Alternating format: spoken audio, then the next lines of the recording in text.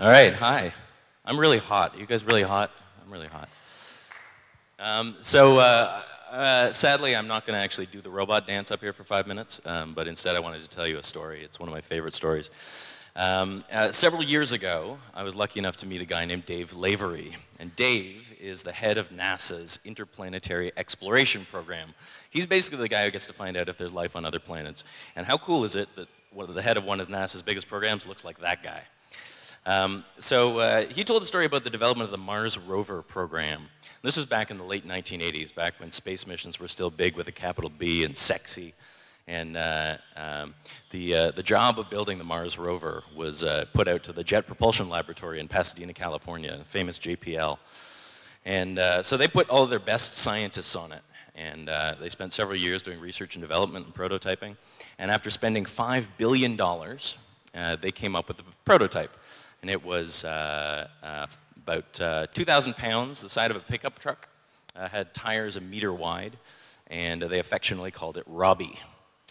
And the job of a Mars rover is basically to collect rock samples. And to do that, Robbie had this bank of cameras across the top. And so it would take a picture of the terrain in front of it, and then it had an onboard supercomputer with a whopping 8 megabytes of RAM that would then analyze that picture and try to determine what to do next. Should it pick up a rock or should it move around an obstacle? And after several minutes of complex processing, it would then move 12 inches forward. And then it would repeat the whole process all over again. Take a picture, analyze, analyze, analyze, 12 inches forward. It would take this thing hours to go across a room. Now, around that same time, that same summer, JPL had a student intern from MIT, a kid named Colin Angle. And Colin kept on asking, hey, can I help out? Hey, can I help out? And they kept on saying, shut up, kid, leave us alone. We're NASA's top experts. We're working hard.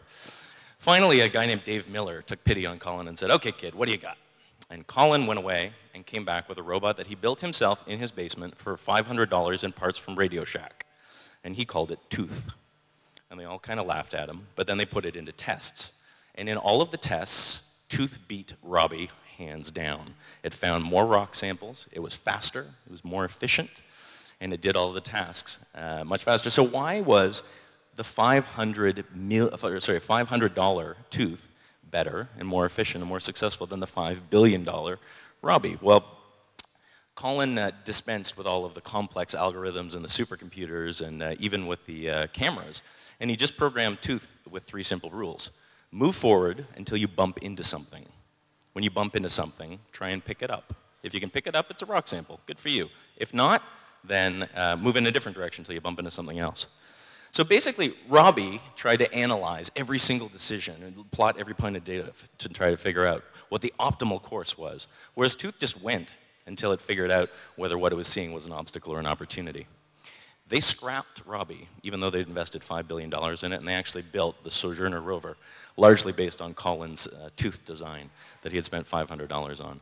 And in 1997, the Sojourner, as many of you probably know, was actually the first Mars rover sent to Mars. And its design and development was estimated to have saved NASA hundreds of millions of dollars, if not billions of dollars. So what about our hero, Colin, the intern? At the end of the summer, NASA thought, well, I guess we better offer this kid a job. And so they did. And Colin politely turned them down. And Colin actually went out and founded a company called iRobot that, among other things, made the Roomba vacuum cleaner robot and now sells robots to the US military and has a market cap of over $500 million. Now, what does this mean for us as marketers? Well, I think a lot of us in our companies and a lot of us personally behave a lot like Robbie.